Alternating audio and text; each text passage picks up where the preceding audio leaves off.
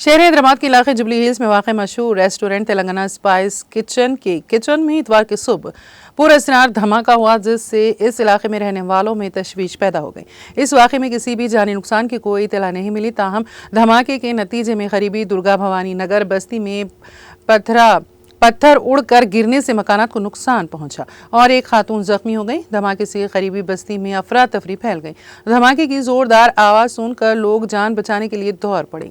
इत्तलात में बताया गया है कि एक जोरदार धमाका हुआ और शोलों ने रेस्टोरेंट के किचन को अपनी लपेट में ले लिया। जुबली हिल्स पुलिस ने मौके पर पहुंचकर तहकीकात का आगाज किया।